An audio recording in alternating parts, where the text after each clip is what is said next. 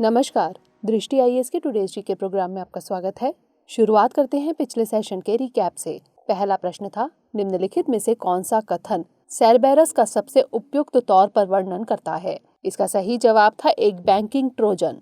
अगला प्रश्न था, क्रिप्टो करेंसी के संदर्भ में निम्नलिखित बिंदुओं पर विचार कीजिए। 1. त्वरित और किफायती लेन देन।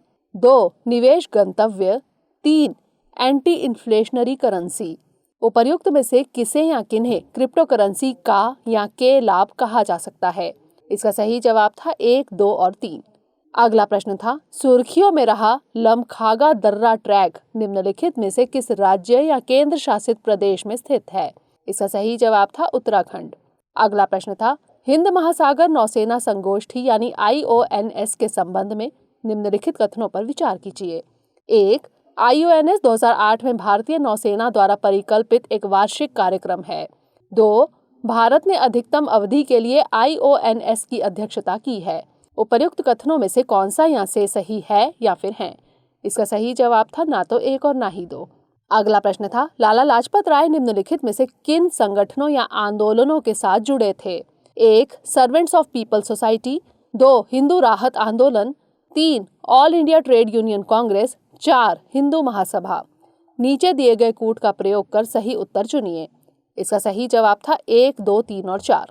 अगला प्रश्न था, अखिल भारतीय पीठासीन अधिकारी सम्मेलन यानी AIPOC के संबंध में निम्नलिखित कथनों पर विचार कीजिए। 1. यह भारत में विधानमंडलों का सर्वोच्च निकाय है। 2. यह 2021 में अपने गठन के 75वें वर्ष का जश्न मना रहा है। 3. इसके 82वें संस्करण का आयोजन नई दिल्ली में किया गया। उपर्युक्त कथनों में से कौन सा यहाँ से सही है या फिर है? इसका सही जवाब था केवल 1। अगला प्रश्न था, राष्ट्रीय प्रेस दिवस के संबंध में निम्नलिखित कथनों पर विचार कीजिए। 1. हर साल 16 नवंबर को राष्ट्रीय प्रेस दिवस मनाया जाता है। 2. भारतीय प्रेस परिषद की स्थापना 16 नवंबर 1978 को हुई थी। उपर्युक्त कथनों में से कौन सा यहाँ से सही है या फिर है? इसका सही जवाब था केवल 1। अगला प्रश्न था, निम्नलिखित कथनों पर विचार कीजिए। 1. तेलंगाना के पोचमपल्ली गांव को सर्वश्रेष्ठ पर्यटन गांवों में से एक गांव के तौर पर चुना गया है। 2. यह दर्जा संयुक्त राष्ट्र विश्व पर्यटन संगठन यानी UNWTO द्वारा प्रदान किया जाता है। 3. पोचमपल्ली गांव को भारत के रेशम शहर के तौर पर भी जाना जाता है। उपर्युक्त कथनों में से कौन से सही हैं? इसका सही जवाब था उपर्युक्त सभी। अगला प्रश्न था, निम्नलिखित में से किसे कर्नाटक रत्न पुरस्कार से सम्मानित किया जाएगा? इसका सही जवाब था पुनीत राजकुमार। अंतिम प्रश्न था, भूमि संवाद के संबंध में निम्नलिखित कथनों पर विचार कीजिए। 1. इसे आवासन और शहरी कार्य मंत्रालय द्वारा लॉन्च किया गया है। 2. भूमि संसाधन विभाग ने इस आयोजन में राष्ट्रीय भूमि प्रबंधन पुरस्कार 2021 और राज्यों की राष्ट्रीय स्तर की रैंकिंग भी शुरू की है। उपर्युक्त कथनों में से कौन सा यहाँ से सही नहीं है या फिर है? इसका सही जवाब था केवल 1। शुरुआत करते हैं आज के सेशन की। सबसे पहले देखेंगे अभ्यास प्रश्न। निम्नलिखित कथनों पर विचार कीजिए। 1. पेनिसिलिन पहली बार इस्तेमाल किया जाने वाला एंटीबायोटिक था। 2. पेनिसिलिन रूमेटिक फीवर के इलाज के लिए सबसे सस्ती दवा है। 3. रूमेटिक फीवर भारत में स्थानिक है जो आमतौर पर 5 से 15 वर्ष के आयु वर्ग के बच्चों को प्रभावित करता है। उपर्युक्त कथनों में से कौन से सही हैं?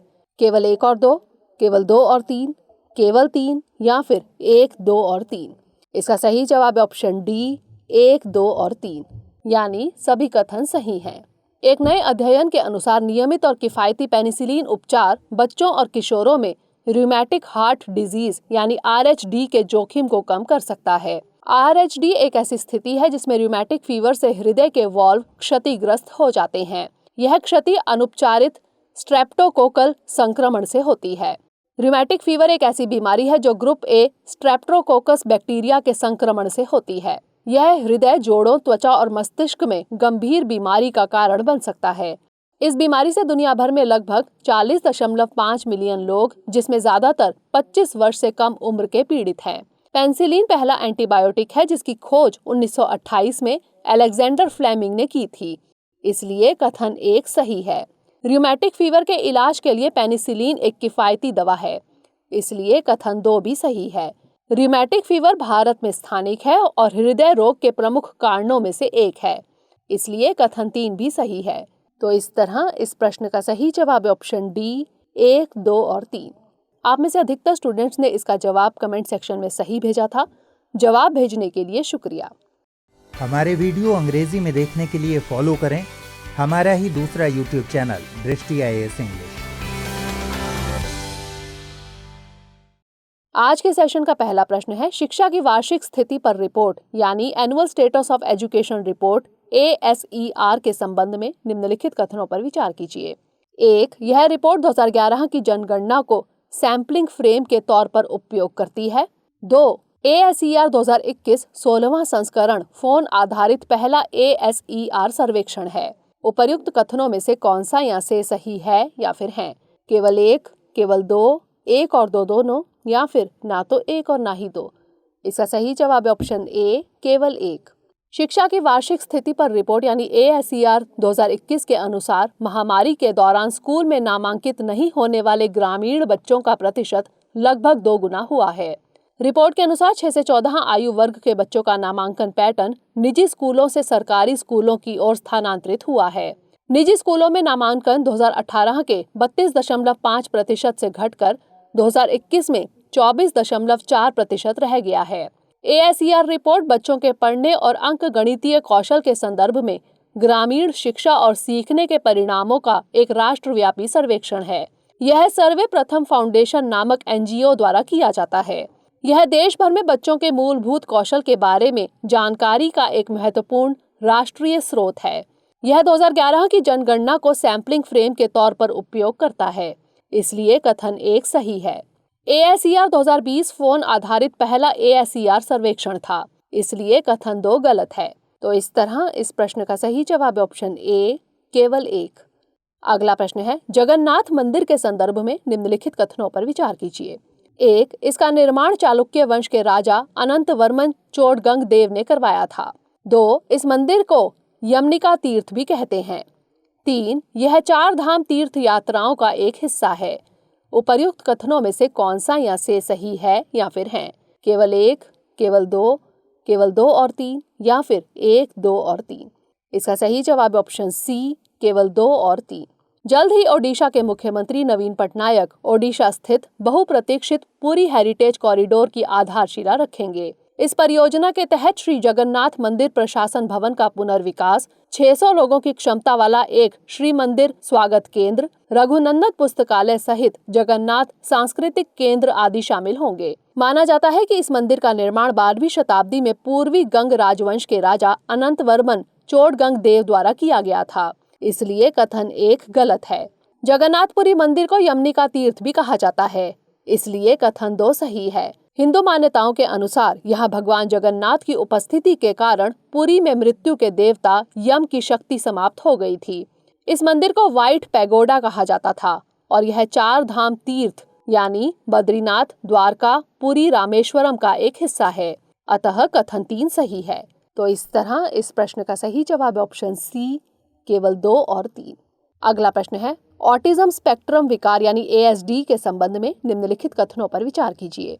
1. इसके लक्षणों में सामाजिक संवाद में परेशानी, प्रतिबंधित रुचियां और दोहराव वाला व्यवहार आदि शामिल है। 2. यह किसी व्यक्ति के जीवन की किशोर अवस्था के दौरान होने वाला विकार है। 3. यह एक प्रकार की मानसिक मंदता है। उपर्युक्त कथनों में से कौन सा यहाँ से सही है या फिर हैं? केवल 1, केवल 1 और 2, केवल 2 और 3, या फिर 1, 2 और 3। इसका सही जवाब है ऑप्शन ए, केवल 1। हाल ही में भारतीय शोधकर्ताओं के एक समूह ने 6BIO नामक एक यौगिक विकसित किया है जो ऑटिज्म स्पेक्ट्रम डिसऑर्डर यानी ASD के इलाज के लिए लाभदायक हो सकता है। ASD कुछ हद तक असामाजिक व्यवहार, एक संकीर्ण श्रेणी की रुचियों और गतिविधियों के दोहराव आदि स्थितियों की एक श्रृंखला को संदर्भित करता है। इसके लक्षणों में सामाजिक संवाद में परेशानी, प्रतिबंधित रुचियां और दोहराव वाला व्यवहार आदि शामिल है। अतः कथन 1 सही है। यह एक जटिल मस्तिष्क विकास विकलांगता की स्थिति है। यह विकार किसी व्यक्ति के जीवन के पहले 3 वर्षों के दौरान दिखाई पड़ता है, इसलिए कथन 2 गलत है। यह मानसिक मंदता की स्थिति नहीं है क्योंकि इससे पीड़ित लोग कला, संगीत, लेखन आदि क्षेत्रों में उत्कृष्ट कौशल दिखा सकते हैं, इसलिए कथन 3 गलत है। संभवतः किसी बच्चे में ASD होने के कई कारक हैं, जिसमें पर्यावरणीय और आनुवंशिक कारक भी शामिल है। हालांकि ऑटिज्म का कोई इलाज नहीं है, किंतु इसमें उचित चिकित्सा परामर्श प्रदान करना सहायक हो सकता है। तो इस तरह इस प्रश्न का सही जवाब है ऑप्शन ए, केवल एक। अगला प्रश्न है, निम्नलिखित कथनों पर विचार कीजिए। 1. सफाई मित्र सुरक्षा चैलेंज यानी SSC विश्व शौचालय दिवस समारोह के हिस्से के तौर पर शुरू किया गया एक सप्ताह तक चलने वाला जागरूकता अभियान है। 2. इसे ग्रामीण विकास मंत्रालय द्वारा शुरू किया गया था। उपर्युक्त कथनों में से कौन सा या से सही है या फिर है? केवल एक, केवल दो, एक और दो दोनों, या फिर ना तो एक और ना ही दो। इसका सही जवाब है ऑप्शन ए, केवल एक। सफाई मित्र सुरक्षा चैलेंज यानी SSC विश्व शौचालय दिवस यानी 19 नवंबर समारोह के हिस्से के तौर पर स्वच्छ अमृत दिवस तक चलने वाला एक सप्ताह का जागरूकता अभियान है, इसलिए कथन एक सही है। इसे 19 नवंबर 2020 को विश्व शौचालय दिवस के अवसर पर आवासन और शहरी कार्य मंत्रालय यानी MOHUA द्वारा लॉन्च किया गया था, इसलिए कथन दो गलत है। SSC का मकसद शहरों को सीवर और सेप्टिक टैंक की सफाई के कार्यों को मशीनीकृत करने के लिए प्रोत्साहित करना है। इससे सीवर लाइन में असुरक्षित प्रवेश के कारण स्वच्छता कर्मचारियों की मृत्यु और दुर्घटनाओं को रोकने में मदद मिलेगी। सरकार ने सभी राज्यों के लिए अप्रैल 2021 तक सीवर सफाई को मशीनीकृत करने के लिए यह चैलेंज शुरू किया है। तो इस तरह इस प्रश्न का सही जवाब है ऑप्शन ए, केवल एक। अगला प्रश्न है, चर्चा में रहे बिल्ड बैक बेटर वर्ल्ड यानी B3W का निम्नलिखित में से कौन सा कथन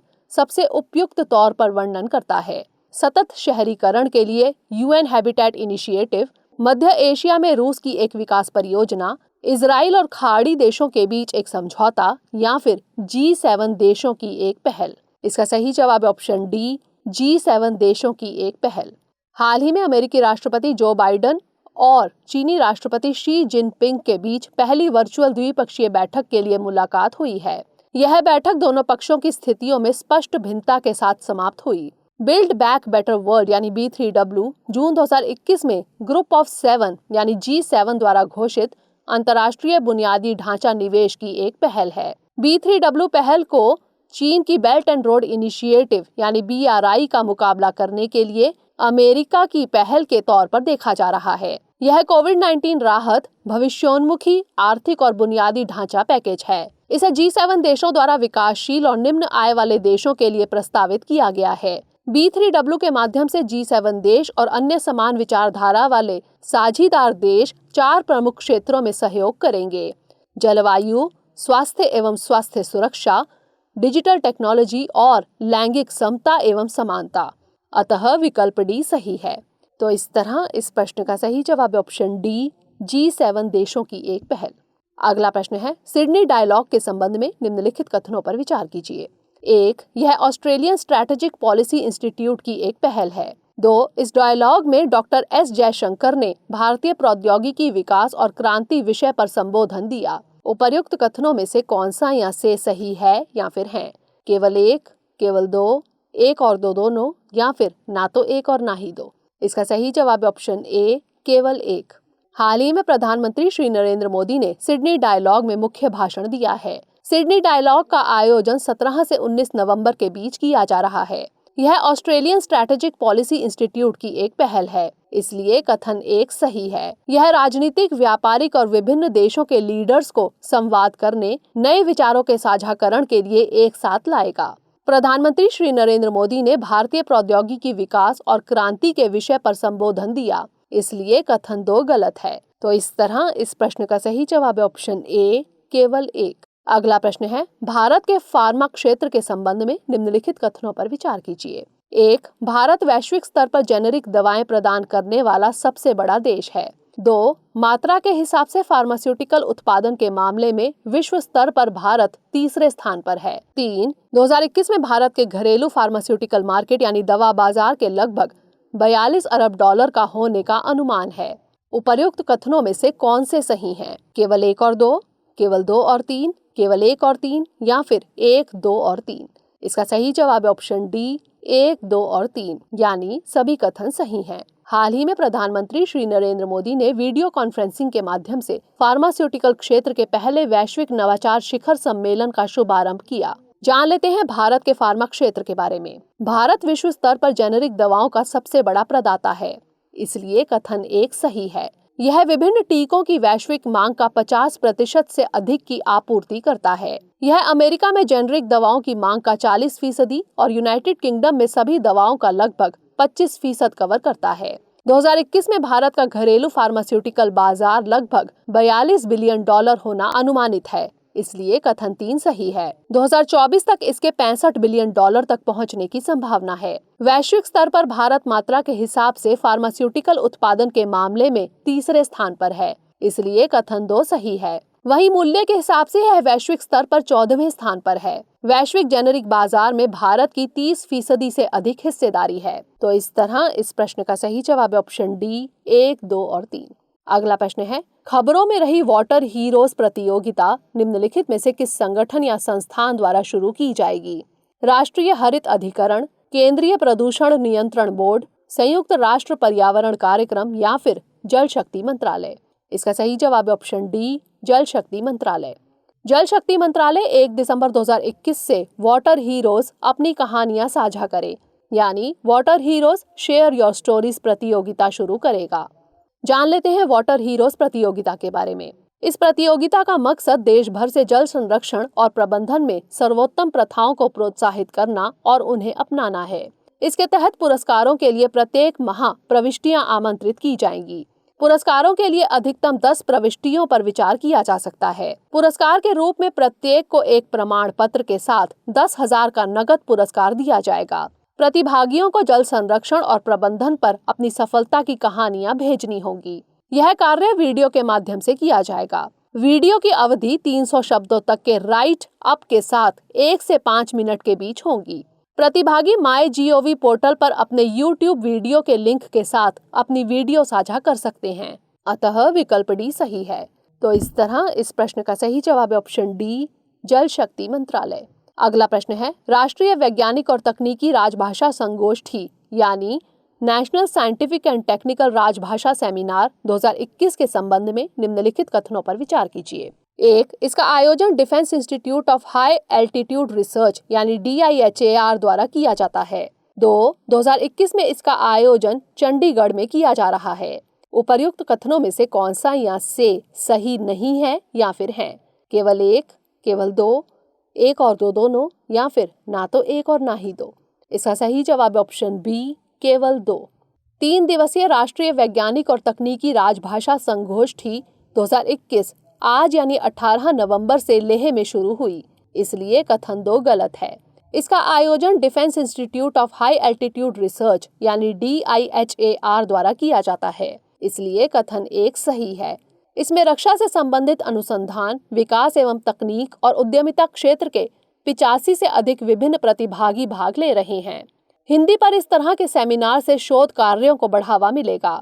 भारतीय संविधान के भाग 17 में अनुच्छेद 343 से अनुच्छेद 351 तक आधिकारिक भाषाओं से संबंधित है।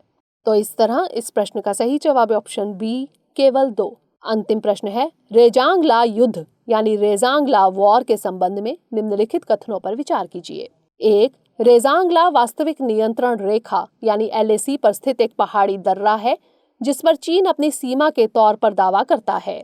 2. 13 कुमाऊं रेजिमेंट टुकड़ी का नेतृत्व मेजर शैतान सिंह ने किया था। उपर्युक्त कथनों में से कौन सा या से सही है या फिर है? केवल 1, केवल 2, 1 और 2 दोनों या फिर ना तो 1 और ना ही 2? इसका सही जवाब है ऑप्शन सी 1 और 2 दोनों, यानी दोनों कथन सही हैं। रक्षा मंत्री राजनाथ सिंह द्वारा 18 नवंबर 2021 को पुनर्विकसित रेजांगला युद्ध स्मारक का उद्घाटन किया गया। प्रसिद्ध रेजांगला युद्ध की वर्षगांठ 18 नवंबर को मनाई जाती है। इस वर्ष रेजांगला की लड़ाई की 59वीं वर्षगांठ है। चुशुल घाटी में स्थित रेजांगला वास्तविक नियंत्रण रेखा LAC पर एक पहाड़ी दर्रा है। इसे रेचिन ला भी कहा जाता है, इसलिए कथन 1 सही है। यह भारत के लद्दाख और चीन के स्पांगूर झील बेसिन के बीच स्थित है। 1962 के भारत चीन युद्ध में मेजर शैतान सिंह की अगुवाई में भारतीय सेना की 13 कुमाऊं रेजिमेंट की टुकड़ी ने चीनी सैनिकों की कई टुकड़ियों को हराया, अतः कथन 2 सही है। तो इस तरह इस प्रश्न का सही जवाब ऑप्शन सी 1 और 2 दोनों। अब नोट कर लेते हैं आज का अभ्यास प्रश्न। भारत के नियंत्रक एवं महालेखा परीक्षक यानी CAG के संदर्भ में निम्नलिखित कथनों पर विचार कीजिए। 1. इसका कार्यकाल 6 वर्ष या 65 वर्ष की आयु तक की अवधि के लिए है। 2. यह केंद्र और राज्य दोनों स्तरों के वित्तीय खातों का ऑडिट करता है। 3. CAG को राष्ट्रपति द्वारा उसी आधार पर और उसी तरीके से हटाया जा सकता है जिस तरह से उच्चतम न्यायालय के न्यायाधीश को हटाया जाता है। उपर्युक्त कथनों में से कौन सा या से सही है या फिर है? केवल 1 और 2, केवल 2 और 3, केवल 3 या फिर 1, 2 और 3? इसका उत्तर हमें कमेंट सेक्शन में जरूर भेजिएगा। अगले सेशन में नए प्रश्नों के साथ मिलेंगे। तब तक के लिए पढ़ते रहिए एंड स्टे मोटिवेटेड।